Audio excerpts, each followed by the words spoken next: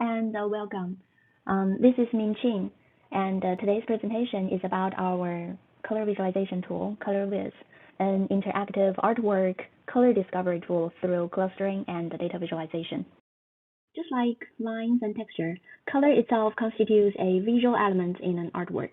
The use of it is often regarded as reflecting or inspiring moods and ambiances. By gaining a better understanding of color usage, we can better comprehend and appreciate artworks themselves.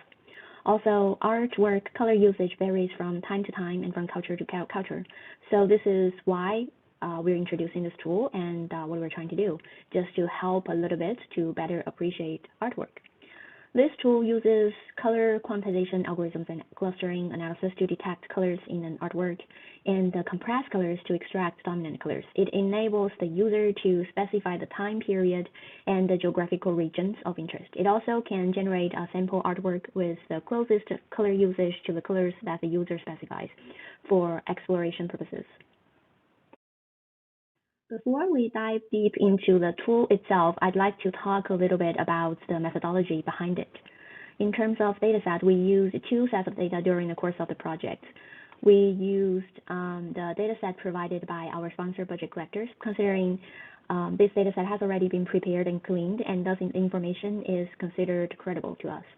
And also fields we need for the purpose of this project are already included with very limited missing information, which makes the data pre-processing step relatively easier and reliable. And then in the second phase of the project, we use a dataset from the Art Institute of Chicago, ARTIC for short. We pulled a list of IDs for all artworks at the museum and used their API to scrape related information we need for each artwork. And also we rendered the associated image in real time using the API too. In terms of algorithms, in the final project report, we talked through our algorithms step by step using Mona's favorite water lilies. Just in short here, we primarily used RGB as our color space to extract color information and convert each image into a data frame, with one row for each pixel and 3 columns for the RGB channels. Then we use the elbow method to determine how many clusters or how many dominant colors we want to extract for each image. Then we use the k-means to cluster the pixels into groups and extract top k dominant colors by taking the means of the colors to get the centroids. In comparison, we also applied the median cut and the octree algorithms to water lilies and got pretty similar dominant colors. However, in median cut and octree, each cluster is equally weighted, and thus those algorithms are not really able to rank color dominance. So we decided to go with the k-means algorithm and applied it to all images in both of our datasets. So next, I'll switch over to the app itself so we can look at it together. There is a slider at the top of the tool where we can specify the time period of interest. There is also a sidebar to the left for region selection. Based on those specifications, the tool will then filter the Arctic Museum dataset accordingly, and the main section highlighted in pink here includes 4 tabs to show different interactive visualizations, and we'll look at those individually next. So the first tab is the Colors Over Time tab. Here we looked at the primary and the secondary colors from artwork over time. Looking at the top one or top 2 dominant colors, i.e. we call them a primary color and a secondary color here.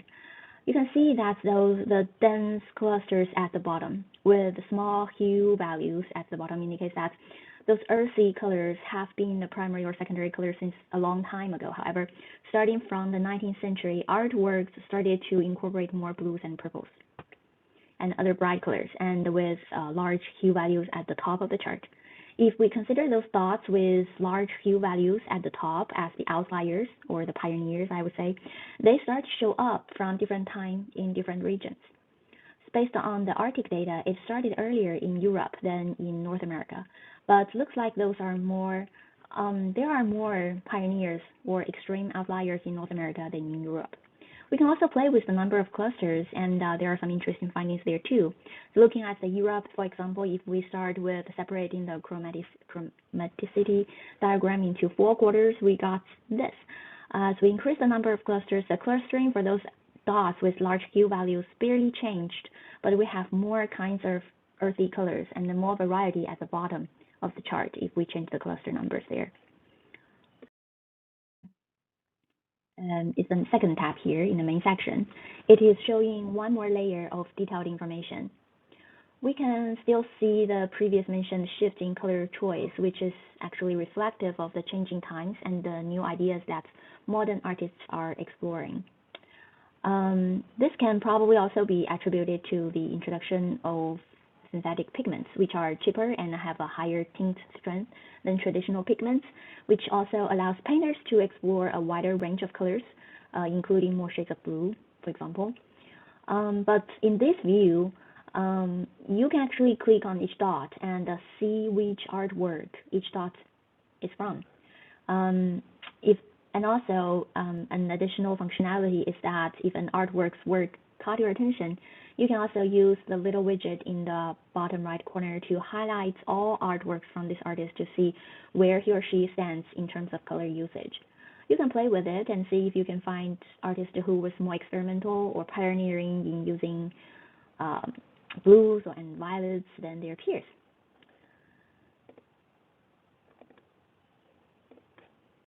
Next, the Colors by Region tab aims to show representative colors in different regions. And instead of limiting us to only looking at the primary and the secondary colors from each artwork, we extracted up to 8 dominant colors and put them all in our color pool. You can also see the appearance of blue colors at the bottom of those bar charts by playing with the time slider at the top. Last but not least, I personally think this is the most fun part of the app. So in the last tab, Color Explorer tab, the user can specify a color of interest in the sidebar, and a list of the top artworks whose color usage is most similar to the specified color will be returned by the app. So by default, the app shows a certain number of closest artworks, but the user can also adjust the number of artworks as needed. The user can also change the region and time periods accordingly to get a taste of the most similar arts in terms of color usage as they need. For instance, there is a screenshot of what the color displays if you select a green color first and then specify a yellow color as a secondary color. To me, the green color is associated with a calming and soothing feeling, while the yellow color is associated with a relatively energetic and enthusiasm feeling, which is a very unique combination. By using the tool, the user is able to customize their experience according to their mood and preference and see what are the most reflective artworks that are representing those mood and the feelings and preferences. So that's a really quick walkthrough of the tool, but feel free to play with it as you have time through the link we provided. Just to wrap up this presentation, we'd like to discuss a few findings and limitations we got from the study. First of all, the color quantization algorithms we looked at, in either k-means we used in our project or median cuts or octree, it is looking at dominant colors by taking averages. So a problem we found throughout the project is that many bright colors or popping outlier colors got averaged out and grayed out and paled out as we take an average to get the centroid. So an improvement can be that maybe we can examine those outlier pixels or popping colors individually instead of averaging them out as we did in the algorithms. And secondly, all the US-based museum datasets we examined in the project seem skewed towards European and North American artworks. This is probably a reflection of the historical dominance of these regions in those datasets, but it limits the amount of diversity represented in the museum collections and really probably failed to represent the contribution of many other cultures. And thus, it might lead to a lack of understanding of the art from other regions or leaving those regions underrepresented.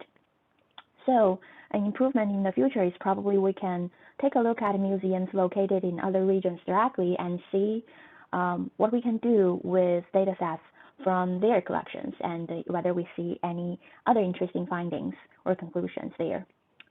Last but not least, images in our datasets may not accurately represent the original artwork's color. For one, changes in the paint over time may contribute to slight variances in the painting's hue itself. Also, secondly, the colors of those digitized versions of the paintings may be slightly different from the actual colors of the paintings. This is probably because digital images may be affected by like display settings or lighting and many other factors. So digitized version of the artworks might lead to detail loss. So that's another limitation of our study. But all in all, it has been a great experience, and we learned a lot about colors in artworks through this project, and we really appreciate this opportunity. Thank you.